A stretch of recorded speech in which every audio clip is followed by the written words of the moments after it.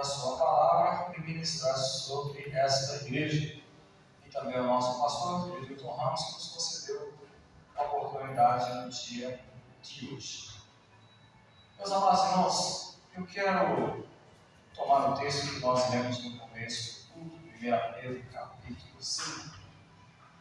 Eu quero ler 4 versículos, o 6, o 7, o 8 e o 9, de onde nós estaremos ministrando nesta noite. 1 Pedro, capítulo 5, versículo 6, nos diz assim: humilhar-vos, pois, debaixo da potente mão de Deus, para que a seu tempo os exalte, lançando sobre ele toda a vossa ansiedade, porque ele tem cuidado de vós. Sede sóbrios, vigiai, porque o diabo, vosso adversário, anda em derredor, como um leão bramando, buscando a quem possa tragar, ao qual resistir firmes na fé, sabendo que as mesmas aflições se cumprem entre os vossos irmãos no mundo. Amém. Eu quero, nesta noite, falar com vocês a respeito de 3 palavras ou 3 atitudes no qual nós devemos manter com a nossa vida cristã. Muitas coisas que nós fazemos, praticamos, precisamos sempre estar rememorando algumas ações para nós. Por isso que João, quando ele escreve a sua epístola, ele vai dizer assim: eu não canso de dizer as mesmas coisas. E para nós, para vocês, é uma garantia. E aí ele fala assim: eu estou escrevendo um mandamento novo, mas um mandamento antigo que vocês já conhecem, que é que vocês devem se amar uns aos outros. Então, quando a gente vai rememorando, relembrando aquilo que nós devemos fazer, isso vai nos fortificando. De repente chega aquele momento que a gente fala assim: eu sabia, mas havia esquecido e alguém me lembrou a fazer um comentário. E eu quero falar então nessa noite 3 palavras simples para a gente guardar, que é sujeição, resistência e fuga. Sujeição, resistência e fuga.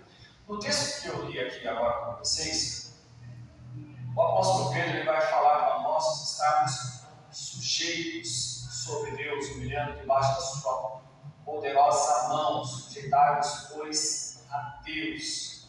E no finalzinho do texto ele vai falar sobre o diabo, aonde ele usa essa expressão que nós devemos resistir, como o versículo 9, resistir permanecendo firmes na fé.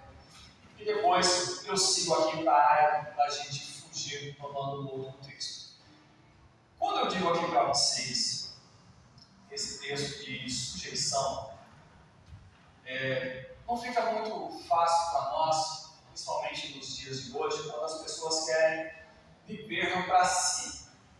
Quando a gente se diz se sujeitar, se colocar à mercê de alguém, que aí é onde vem a questão da sujeição, nós precisamos tomar isso como um exemplo. Inclusive, nós vamos aqui pelo texto sagrado falar a respeito disso. E quando nós tomamos para isso, quando eu digo me sujeitar ao pastor, eu estou aqui e falo assim: pastor, eu estou sujeito ao Senhor. Ele resolve dizer para mim assim: então eu vou colocar você como dirigente da igreja de tal lugar. Eu falo: vou sim. Aí ele vai dizer: vou mudar você vai dirigir tal igreja. Vou sim. Você vai se sujeitando à vontade de outro. Isso é sujeição. Então, quando eu vou falar aqui de Deus, dessas 3 palavras, de sujeitar, resistir e fugir, quando eu vou me sujeitar a Deus, eu vou dizer que para Deus a gente se presta para Ele, se coloca para Ele em sujeição pela nossa vontade. É o momento que nós estamos vivendo aqui. Até porque de Deus a gente não consegue fugir. O salmista, no Salmo 139, ele vai dizer assim: para onde eu me irei da sua presença? E ele chega a usar o termo: se eu tomar as asas da alva e for até os confins, e diz assim: lá o Senhor está. Então de Deus a gente não consegue fugir. De Deus também a gente não consegue resistir. Até o apóstolo finalizar o texto de Romanos dizendo assim, mas aí você vai me dizer, Romanos 9,19, porque Deus ainda se queixa, pois quem pode resistir à sua vontade? Então, quando Deus ele quer, quando ele expressa a sua vontade, ninguém pode resistir. Não há resistência para isso. E há algo, quando eu falo aqui com vocês a respeito de Deus, a respeito da sua vontade, de se sujeitar, quando nós usamos uma expressão, Paulo fala aos Filipenses, capítulo 2, versículo 9 até o 11, ele vai dizer assim que Deus, depois da obediência de Cristo, o exaltou de uma tal maneira que deu para ele um nome que está acima de qualquer outro nome, para que ao nome de Jesus se dobre todos os joelhos que estão nos céus, na terra e debaixo da terra, e que toda língua confesse que Jesus Cristo é o Senhor, para a glória de Deus, o Pai. E esse texto aqui, quando nós vamos dizer assim, que todo joelho se dobre, toda língua confesse que Jesus Cristo é o Senhor, a gente não fala só sobre aqueles que serão salvos, ele está falando sobre todos, inclusive sobre aqueles que serão condenados, ou aqueles que estão à direita, que Jesus dirá: vinde do meu Pai, e aqueles que estiverem à esquerda, apartai-vos de mim, malditos. Quando Paulo usa essa expressão, e aí agora eu estou trazendo aqui para nós a sujeição a Deus, ele vai dizer para nós que todos vão confessar que Jesus Cristo é o Senhor e todos vão dobrar-se diante dele. Então, quando nós, eu e você, tomamos a iniciativa de entregar a nossa vida a Deus e nos sujeitar à sua vontade, você dobra o seu joelho de livre e espontânea vontade quando chega na igreja, quando vai fazer a sua oração, e diz que Jesus Cristo é Senhor da sua vida, porque você assim decidiu tomar isso para você. Mas há de chegar um dia também que todos serão julgados diante do Senhor, e o próprio Jesus estará sobre o trono, e diante do juízo dele, que ele vai separar as ovelhas do bode, vai ter que dobrar o joelho e confessar que ele é Senhor, seja para salvação, seja para condenação. Então todos irão se sujeitar à vontade de Deus, por livre e espontânea vontade, ou forçosamente dizendo: ajoelhe e confesse. Porque não vai ter mais jeito. Então eu e você estamos aqui e nós resolvemos nos sujeitar à vontade de Deus. Então deixa eu tomar um exemplo para você aqui de sujeição. Vem para a gente lembrar uma história aqui a respeito do Senhor Jesus. Todos nós conhecemos bem que Jesus, sendo o próprio Deus, o Verbo encarnou-se e nasceu como o princípio da vida humana.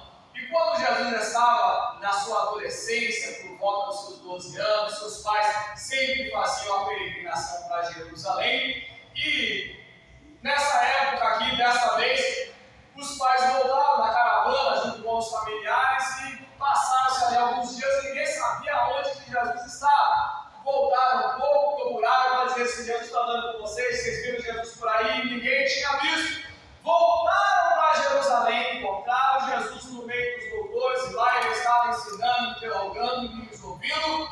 E aí Maria resolve dizer assim: por que você fez isso comigo e com seu pai?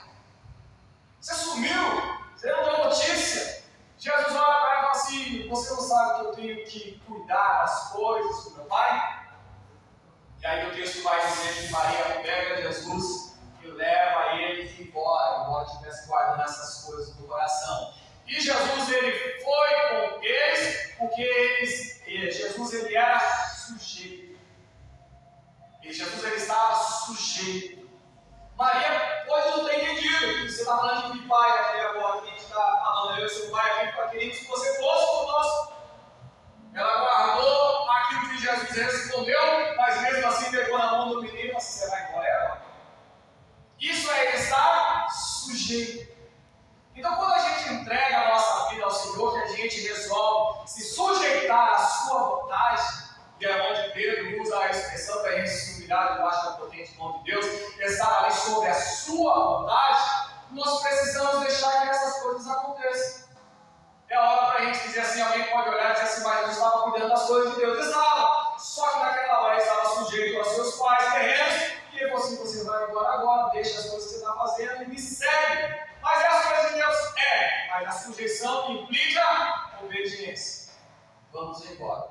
Ou você é sujeito, ou você não é sujeito.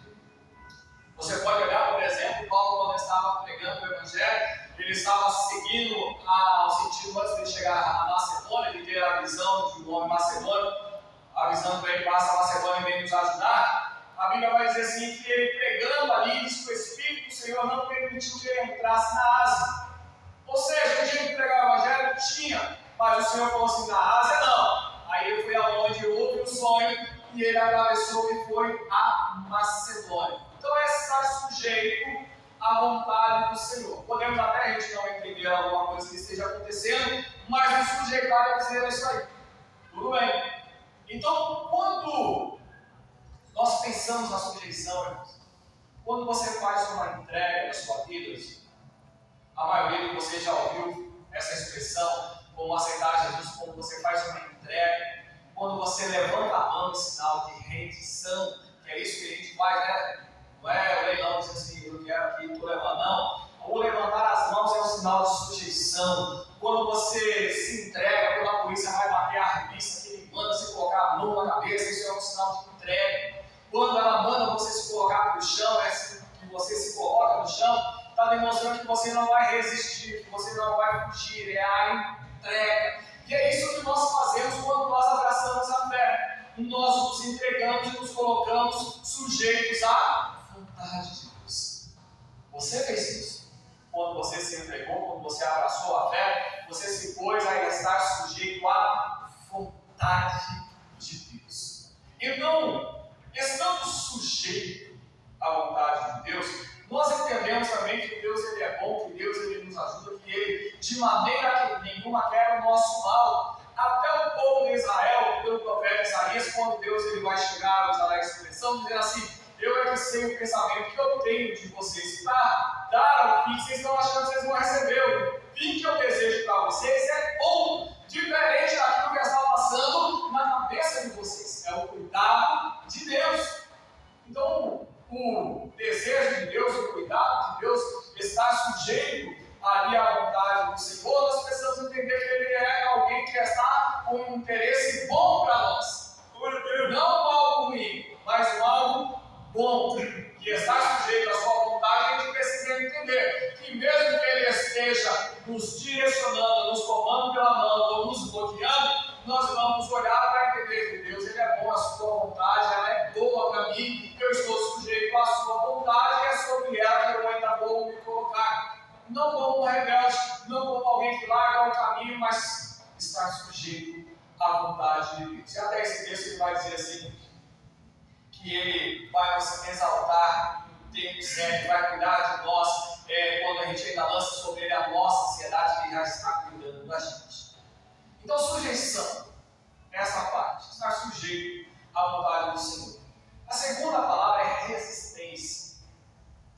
E quando eu falo de resistência, Pedro vai usar essa palavra contra o diabo, contra Satanás, contra os demônios, o mundo espiritual. E aí, você encontra Tiago usando a mesma expressão de Pedro, no capítulo 4, versículo 7, dizendo assim, sujeitai-vos, pois, a Deus, resistir ao diabo, e ele fugirá de vós.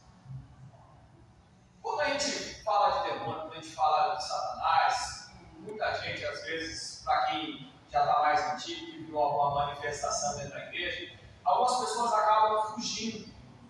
A gente entende que daquilo que nós não conhecemos, a gente quer se apartar, fugir, a gente não conhece, dá medo. Só que quando nós vamos tratar do mundo espiritual, nós precisamos já ter sujeito à vontade de Deus. O texto vai dizer para nós, e a Bíblia nos incentiva, que contra Satanás, contra os demônios, nós devemos resistir, não fugir, resistir. E quando nós entendemos essa resistência é quando alguém investe contra a nossa vida e a gente permanece firme, dizendo, eu não vou voltar atrás. Eu cheguei até aqui, você veio contra mim, eu aqui vou lutar e eu vou permanecer insistindo. Resistência, para quem já assistiu a alguma luta e viu alguém ali, por exemplo, numa luta de boxe, o camarada já apanhou um monte e ele permanece de pé, a pessoa vai dizer se ele está está resistindo aos golpes. Ele está resistindo, ele está ali se mantendo, ele não está cedendo, ele não jogou a toalha, ele não pediu para encerrar a luta, ele está apanhando, mas ele está resistindo. Então essa resistência, nós precisamos manter diante daquilo que a palavra diz, contra Satanás e os seus demônios. E quando eu uso essa expressão, eu vou usar aqui mais uma vez, a gente não tem que fugir. O mundo espiritual, quando você vai levar para esse lado, as pessoas podem não compreender, podem ter medo, podem querer distância, mas nós como igreja, nós não vivemos sobre isso. Entre as últimas palavras de Jesus em Marcos, no capítulo 16, versículo 7, Jesus usou uma expressão como sinal, dizendo assim: esses sinais acompanharão os que creem. E entre os sinais, ele falou assim: em meu nome eles expulsarão demônios. Glória a Deus! Então, demônio para a igreja, logo no começo, quando Jesus subiu ao céu, uma das últimas instruções das suas palavras ali presencialmente no seu corpo, ele usou essa palavra. Os sinais sobre aqueles que creem é expulsar demônio. Eu não sei se alguém aqui já expulsou alguém de casa, já mandou alguém descer do carro, já foi expulso de algum lugar. Quando a gente expulsa, quem é expulso é quem tem que sair. Eu não quero você aqui dentro, vai embora. Saia da minha casa, desça do meu carro, saia desse estabelecimento. Você põe o indivíduo para fora, você está expulsando ele. E a igreja, ela tem que viver dessa forma. Não é quando o Satanás ele aparece, ou o demônio aparece e diz assim: aqui dentro é que eu não fico. Porque aí é sentido que ele está nos expulsando do lugar. Mas a palavra de Jesus foi: em meu nome expulsarão demônios. E a gente só consegue expulsar alguém quando a gente é insistente, persistente, bate o pé, fica dizendo assim: você é quem vai sair. A ideia da resistência tem que estar sobre a nossa mente. Porque ele pode insistir contra nossas vidas, mas a gente precisa resistir. Aí você pode relembrar, por exemplo, Jesus na tentação do deserto, quando Satanás chegou para ele 3 vezes, Jesus 3 vezes foi contra ele. A ideia é resistência. Eu não vou ceder aquilo que você quer. Resistência. E o que o texto bíblico vai dizer? Tendo dito lá a sua palavra, o diabo se ausentou dele. Quem foi que fugiu? Satanás. Glória a Deus. Foi ele que fugiu, foi ele que desistiu. Então, esse ato, como Jesus aconteceu com ele, sobre a tentação, também nós devemos atentar para isso. E essa luta de resistência, a gente não faz ela sozinho. Nós temos a ajuda de Deus. Porque nós não expulsamos os demônios porque a gente quer. A gente não expulsa demônio porque a gente é muito bom, porque a gente é muito santo. Não. O texto bíblico vai dizer: expulsarão os demônios no meu nome. Eu não estou aqui no meu próprio nome. Eu não estou aqui pelo meu próprio mérito. Eu não estou aqui por aquilo que eu sou, pelo tipo que eu carrego. Eu estou aqui no nome de alguém que é mais poderoso e que foi sobre ele que ele me concedeu a autoridade. Por isso que é no nome de Jesus que o demônio tem que ir embora. E essa família que eu resisto, e aí eu insisto, vai ir embora. É algo que a gente precisa estar sobre a nossa mente. Não é ele que tem que mandar a gente sair do ambiente. É ele que chegando no ambiente de qualquer forma que ele tenha aparecido, vai embora. Essa é a ideia. Lembra do endemoniado gadareno? Quando Jesus ele pisa na praia, o endemoniado chega lá e fala assim: o que você veio fazer aqui? Você veio para aguentar? E Jesus não quer nem expulsar, ele acabou de pisar na terra, o demônio chega e você quer o que comigo? E quem é que nos acompanha, queridos? Quem é que nos acompanha, se não é o próprio Cristo? Aleluia! Aquele que o demônio já chegou e falou assim: você quer que está querendo entrar na metade disso? Vai embora desse homem. Então a gente precisa estar atento sobre isso. A gente precisa resistir ao demônio, não fugir. Não é entregar os pontos, não é dizer assim: não dá mais certo. É resistir. Então nós temos uma ajuda de Deus. E aí Paulo usa em Efésios, no capítulo 6, ele vai falando a respeito da nossa vida. Por isso, por esse motivo, vestir toda a armadura de Deus, a fim de que possais resistir firmemente no dia mal, e havendo batalhado até o final, permanecereis inabaláveis sem retroceder. No de número anterior, no caso ele vai dizer assim que a nossa luta ela não é contra a carne, nem contra o sangue, mas contra os hostes, os principados e potestades da maldade. Ele está falando do mundo espiritual. A armadura de Deus não serve para a gente estar aqui exercendo alguma função sobre a igreja, é para nós estarmos batalhando contra o mundo espiritual, batalha. E aí quando você vai batalhar contra ele, Paulo fala assim, então você se veste da armadura de Deus, batalha, resistindo firmemente, e depois se você concluir essa batalha, você vai estar ainda firme, sem retroceder, vai permanecer na batalha. Acabou a luta, acabou, porque nós tivemos que pleitear. Houve um pleito, houve uma batalha, eu resisti e permaneci firme. Porque eu estou vestido da armadura de Deus, isso é ajuda divina. Aleluia. Deixa eu clarear mais um pouco a sua ideia. Paulo fala aos Coríntios, capítulo de número 10, dizendo assim, no versículo 13, não vos sobreveio tentação que não fosse comum aos seres humanos. Mas Deus é fiel e não permitirá que sejais tentados, além do que podeis resistir. Pelo contrário, juntamente com a tentação, proverá um livramento para que a possais suportar. Então vamos lá. Ele está falando assim, para que não permitirá que sejais tentados, além do que vocês possam resistir. Resistir e ser tentado.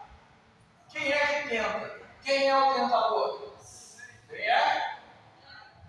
Logo Satanás, não é? Porque o versículo 3 de Mateus capítulo 4 vai dizer assim, o tentador aproximou-se então de Jesus e disse, se você é o filho de Deus, transforma essas pedras em pães. Então o texto lá diz assim, ele é o tentador. Então quando a tentação ela vem sobre nós precisamos saber resistir. Quando vem, nós estamos amparados por Deus, porque Ele também vai bloquear a força da tentação, ela vai ser colocada limite. Lembra da história de Jó? Quando Satanás pediu lá, falando para Deus que Jó não era aquilo que Deus estava falando, ele permitiu dizer assim, porém não toque na sua vida. Ele pôs limite. Depois, quando ele estava para mim, que ele chegou novamente, ele falou assim, está lá, mas você não vai tirar a sua vida, não toca no indivíduo, e depois você não vai tirar a vida. Ele ficou doente muito seriamente, mas não perdeu a vida, porque Deus pôs o limite. E aí a ideia da tentação, quando ela vem para cá, porque a ideia de Satanás contra Jó era provocar contra Deus, e em tudo isso a Bíblia vai dizer que Jó não foi contra o Senhor, a ponto de usar uma expressão muito conhecida nossa, nu eu vim para este mundo, nu eu sairei dele, bendito seja o nome do Senhor. Então tudo aquilo que Satanás tentou, mas estava Jó permanecendo firme naquilo que ele queria com respeito a Deus. Então quando nós chegamos aqui a resistir, a gente precisa entender o que está acontecendo. Contra quem eu vou resistir? Sobre o que eu vou resistir? Eu estou resistindo contra o mundo espiritual. Sobre aqueles que lutam contra mim. Eu estou falando de Deus aqui para a base do mundo espiritual. Eu estou falando do diabo e dos seus irmãos. E aí eu vou fugir. Que quando eu falo de fugir, às vezes pode dar uma aparência de covardia. Eu não sei se alguém aqui já brigou na escola, não sei como foi, que normalmente é onde a gente abre uma briga no começo da vida, ela acontece na escola, porque a gente não se entende com o outro e aí o negócio segue. Então, se o indivíduo fugir, é tipo como covarde. Tem um monte de gente lá incentivando. Bora. Que a ideia deles não é que você fuja, não, é que eles querem ver briga. Mas quem foge leva a fama de covarde. Só que a Bíblia dá para a gente recomendações aqui também de fugir. Eu preciso resistir ao Satanás, mas eu preciso também fugir. Nem toda fuga é sinal de covardia, mas também é de preservação de vida.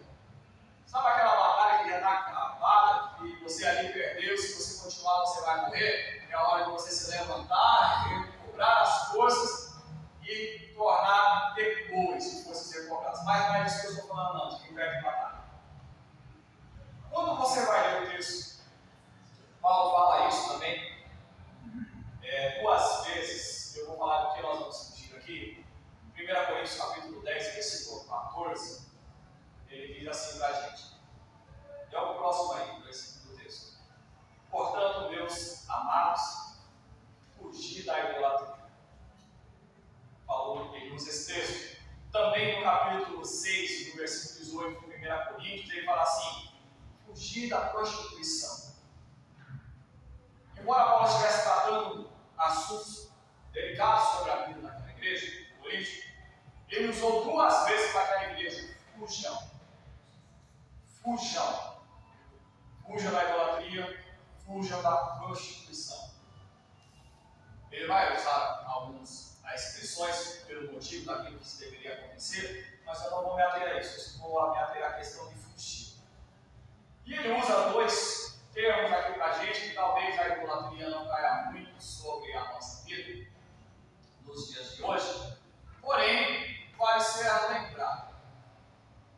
O cristianismo, desde que ele se fundiu ao Império Romano, a ideia que não sabia quem é que dominava quem, e a religião acabava dominando, ele incutiu muito sobre a vida das pessoas. Onde o cristianismo chega no Brasil, ele chegou, acabou com muitas religiões, religião indígena. A gente nem ouve falar aqui de Deus cubano, a gente não ouve falar disso. Não ouve falar da religião dos índios. Há um monte de índio lá na Amazônia, mas qual é a religião deles? Qual é o nome do Deus que eles invocam? Alguém sabe dizer? Não. Então, por quê? Porque é uma religião abafada. O nosso país aqui já está, o cristianismo ele sobrepôs isso daí. Aí você vai achar alguém, alguma parte da religião afro, e aí você vai ver uma mescla para lá para poder baixar também a ideia de outros deuses. Aí o pessoal aderiu corrupção e tudo mais. Conheci pessoas que atravessaram o mundo, tiveram em outros países, e achou que o Deus que estava sendo invocado lá era o mesmo que estava sendo invocado no Brasil na base do cristianismo. Eu tive que olhar para a cara da pessoa e não consegui dizer para ela que não era, porque o cristianismo incutiu de tal maneira que ele não reconhecia outro Deus.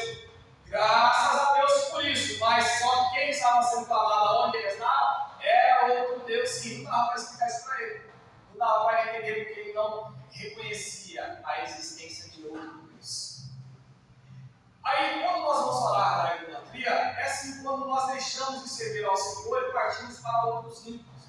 Quando a gente invoca alguém, por exemplo, para pedir um livramento, que Deus usou a expressão dos profetas, ele falou assim: o homem vai lá, pega um pedaço de árvore, corta ele, uma parte ele queima no fogo, uma parte ele faz na parede, a outra parte ele vai lá, esculpe, cria um Deus e fala para ele assim: me ajuda, me livra. É uma ideia bem complicada para a gente, mas a idolatria ainda ela é existente. Eu vou tomar ela apenas como uma questão do pecado. Tanto ela como a prostituição. A prostituição a gente sabe muito bem como ela é levada. É a pessoa que se vende sobre a parte sexual. A prostituição ela se trabalha sobre essa área. Existe bastante sobre o nosso país. Tem gente que está fazendo a prostituição hoje até a virtual. Tem a prostituição virtual, tem aquela que a gente paga e tudo mais. Ela existe. E aí a palavra do Senhor vai dizer para nós que nós devemos fugir.